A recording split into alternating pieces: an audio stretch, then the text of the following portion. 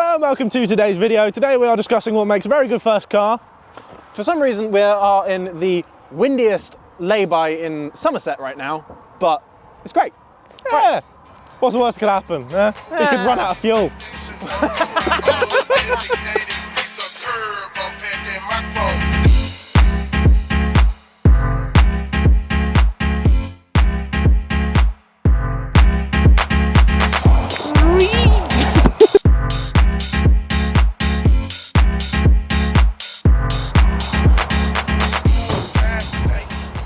You'll have to forgive my current windsweptness, but this is my Peugeot 208. I've owned it for about 4 years since I passed my driving test just before COVID. And honestly, this has been my first and only car I've ever owned, and it is amazing. I love it for multiple reasons, but to get into the nitty gritty, this is a 1.4 litre diesel 208. So the pros of this car is that it is insanely fuel efficient. Being a diesel and being a 1.4 at that, it I think currently runs to about 40 to 50 miles to the gallon. It's amazing. I have managed to take this to Lincoln and back consistently without having a real big issue or having to actually spend a lot of money on fuel. It's probably taken about 50 quid just to get up and back and then still have some left over. I genuinely love this car so much. My only cons that I find with this specifically is it has a little bit lackluster power. Its torque itself, on the first and second gear, it goes. But as you're getting to third, fourth, fifth, unless you're like on a motorway or something like that, it just crawls. Other than that, honestly, for a first car, I think this is a beautiful specimen. It cost, from my memory, about 4.5 grand. And for that, I got it at 65,000 miles. I've only put about 6,000 miles on it since then. And the only reason for that is because I was at uni for 2 and a bit years. I would heavily recommend this car to anyone. The automatics, however, are absolute ass. Don't get them. Don't use them. They are French. Peugeot, it's a Peugeot. But everything in it, manual-wise, is great. My main thing about this car is that I also have a few extra bits, heating, aircon, like kind of normal bits, but I have adaptive cruise control. I don't have adaptive cruise control, I have cruise control. Adaptive cruise control. I have a speed limiter in it, all of that sort of thing, so I can set in there manually myself. I've got a pretty good Bluetooth system as well as a great sound system. I'm gonna be real honest with you. Like,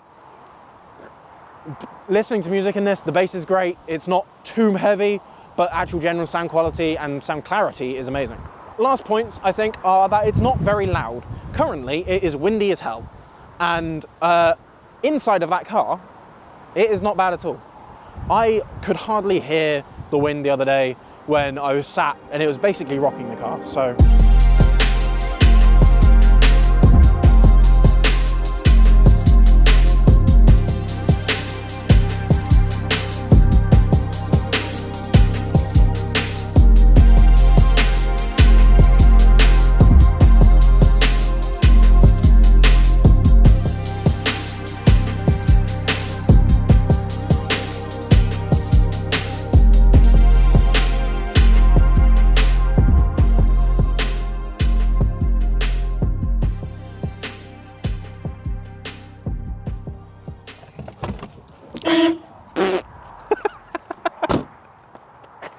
Fuck's sake!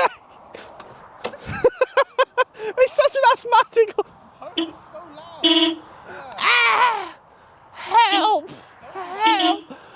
Sad.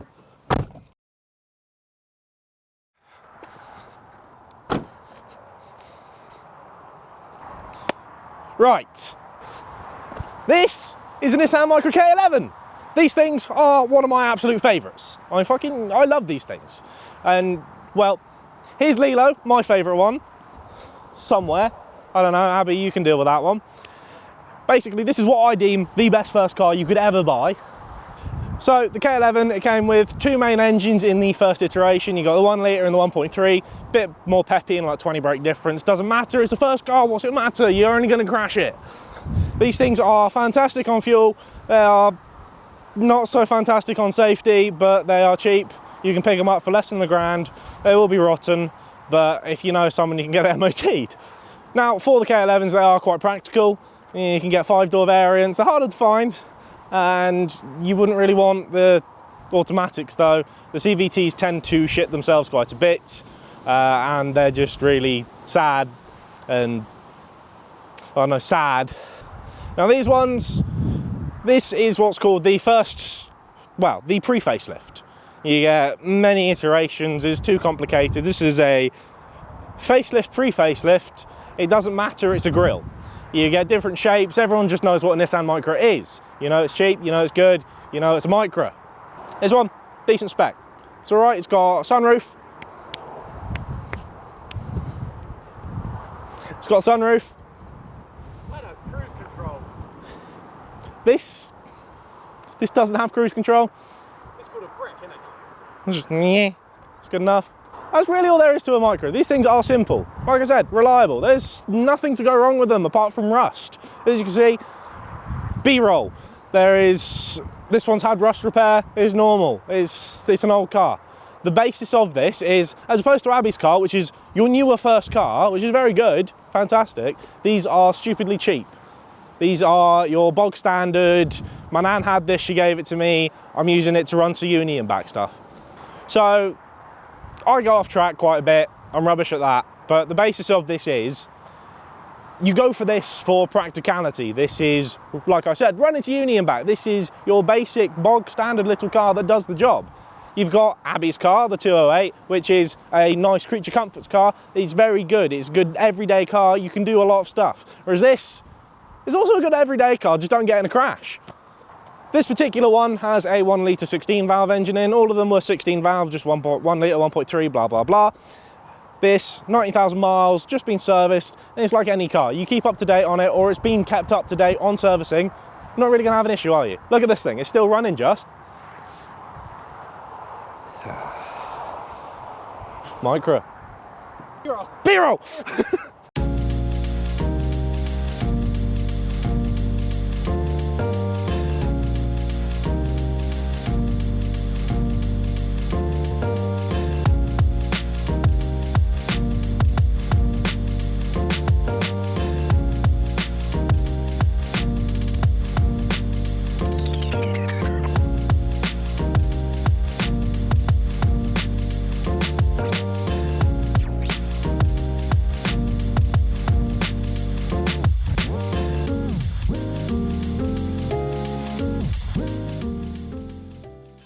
Well, we're on to the final car, the one we deem very good, Mini. First off, I need to go retrieve Abby. So, this is a Mini. I've driven her for all of 3 minutes. I honestly don't like Minis very much. Especially the newer ones, I'm not a huge fan of them. However, she is surprisingly really good, and it's really scary. It's upsetting. Like, she has some torque, and I drive a diesel, and this thing is it's different. Faster, better. Yeah. What engine's this? 1.6, this is a 1.6 naturally aspirated petrol. All the petrols of these Mini Coopers and Mini 1s came with a 1.6. Mini 1 was just slightly detuned to about 98 brake. This is 116-ish, so for a first car, it's good. It's not bad. If you want to kind of piss it down country lanes, that sort of thing, this one, how much did you get this for? This was £300. Damn. Like, for 300 quid, you could get, like, 10 of those, 10 of my Peugeots, you could get, sorry, 10 of these, you could get one of my Peugeot. So, like, honestly, you can rag this a bit. This is modified, isn't it? This is, well, I say modified. It's only got a cherry bomb exhaust on it. Proper Asbo spec. It does sound brilliant. It's like a little Mazda. I love it to bits. You put your foot down, it's just intoxicating. Yeah. I'm used to that where I get like a nice amount of torque, but this goes and it just like there's this point, there's a bit of lag, and then it just suddenly all of the power right to the front wheels. All of these are front wheel drive, aren't they? Yep, every single car we've showcased today is front wheel drive. It's going to be a cheaper insurance group for your first car. That's something we forgot to mention with all the others. Insurance groups on all of these are stupidly low. Micra slightly going higher up. That's only because there is now an influx in people liking them, because they also want to be crayon munchers like myself. When I passed my test and got my Peugeot, my insurance was quite expensive, but that's because I was an 18-year-old driver, so that makes sense. Like, I don't know how much yours would have been, but... My first car was a 1.6 Mazda 3. I was paying £220 a month for insurance. Absolutely extortionate. Yep. I'm paying less than that for all of my cars combined. Yep. I think I was 3.5k a year for mine, and now it's like 700. Yeah. But that's, so, yeah. This is maybe £800 for the year, if I keep it. I'm gonna be real honest. So, this. What else do they have in this? Do they have automatics and that sort of thing? They do have automatics. Steer very clear from them. They give you nothing but trouble. Also steer clear from the manuals. So with the 5-speed manuals, it's the early ones such as this. This is a very early one. This is 2001. They started kind of 2000, 2001. And this is what's got called the Midlands 5-speed gearbox. And they're very notorious for making horrible noises and then giving up on all of the gears. This one is no exception. I give it, I hope 4 months, because then I can fix it. Yeah. So, honestly, this, for the few minutes that I did drive it on a private road, was really, really fun. I would think of getting one. I'm a massive rally fan. Peugeot has a massive rally, really tall. I'm just, yeah. Like, Peugeot has a massive rally history. Mini actually has a quite good rally history in their older vehicles, and a lot of people do front wheel drive rally in these cars because they're cheap. You can upgrade them, get like coilovers, and you're basically set. So yeah. I kid you not. And you're going, oh, 300 quid for a car nowadays is ridiculous. Every single post I see on the R50 mini groups on Facebook, these are sub £500. I picked this up with no MOT a couple of weeks ago, did a bit to it, new calipers and brake lines, and sailed through the MOT with a couple of advisories. Thing is, no one likes them. So they're ugly. I'm ugly. Sorry, they're just and ugly. Everyone goes, oh, it's a BMW. It's got the reliability of a BMW. Yes, it does. It's not good, but it is a fun car. This is what we'd say is your mid-range car. You can pick up a very nice sorted one of these for about £1,000, maybe 1,500 quid. That's still cheap considering. That's half the price of the Peugeot. Yeah, it's more expensive than the Micra, but it's got better mod cons as well. This one's got aircon, it hasn't got cruise control, it's got windows. Should you say it has windows? It's got steering wheel. I'm trying, what else has it got better than a Micra? The Mitra's got a sunroof. It's got power steering. It doesn't feel like stiff as shit. Yeah, they're really heavy, these. So, yeah, these ones are brilliant. The interior, it's got a modern feel still. Like, you look at this and you think, oh, it's a Mini. But you wouldn't go, oh, it's an old Mini. Until you get close, that is. B-roll. Back in the boot.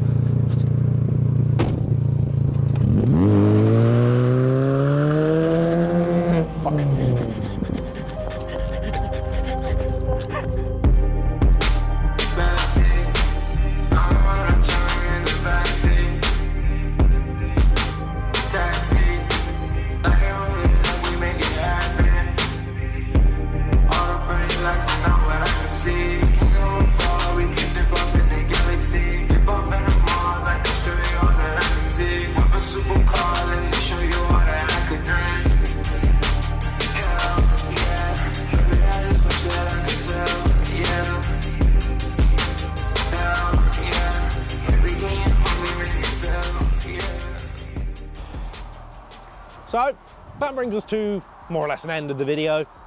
If you call it that, it's just more rambling, because that's what you're all here for. Yeah, we're still in a windy lay-by, but honestly, all of these cars are great, and I don't think there is an actual right answer to the best first car. So yeah, Mini. I think for safety wise, this is an amazing car. Safety, like modern, all of that, Bluetooth. I think there is an upgrade that you can get that does Apple Play, like AirPlay and that sort of thing. But downside is this was almost $5,000 to get. So yeah. Whereas on the other hand, you can look at, you know, your little Micra, £250. You can pick them up dirt cheap. They're easy to fix. There's nothing really to go wrong apart from what we've discussed. I say like any car, but you keep on top of them, they'll be fine. They'll treat you absolutely fine. And they're becoming quite popular in the car scene. They are starting to become like cult classics, especially the kind of K11s or like the pre-facelift are quite good. So yeah, they're more retro. You're getting good aftermarket availability for them if you want to get into modifying, like your JDM car, because it's never going to be a JDM that was made in Sunderland, mate. And then the Mini, The crowd favourite. this thing is interesting, but I love it. It is cheap. It goes. If you want, like, if you're literally looking for like a winter beater, something to learn to rally and something to learn how to like just send in circles, or just generally something to piss about in, that just has a, what was it, Just cherry bomb on it, and it sounds amazing. So if you just want loud for 300 quid plus however much the cherry bomb is, Yeah, it was free. there you go. Set. If you want to be a budding Colin McRae, if you want to learn good car control, these are brilliant. They handle amazing. Like we said, we've got cheapish, depending on if you get lucky, and your bog standard, good car. I'm not even shitting. I love this car, but it blends in, hence why there's stickers, because I've got to be special somehow. It's all traffic. Yeah. At the end of the day, honestly, go with what you want. If you like a brand, go with a brand, but do your research. You'll find something there. Nothing is more valuable when buying a car than research. Look at your insurance groups, look at your road tax. You pay how much on road tax? Nothing. I Exactly. get free. I mean, that's 220 on road tax. I have no idea what that is. I just press pay. Bad. So, if you enjoyed the video, honestly, we'd massively appreciate it if you subscribe. Share it, please. Yeah, Please. This is kind of our first proper video. Yeah. And if it goes well, or if we enjoy it, because honestly, this has been so fun today. It's been brilliant. Just want to make some more. Car reviews. Car reviews. Absolutely. Anything you want, we'll do our best to do. Yeah, we've got access. We've got friends that have some interesting cars that we can definitely have a chat with and that sort of stuff. So A good variety. Nino. Somebody died. Anyway, right. Goodbye. Fucking fuck's sake.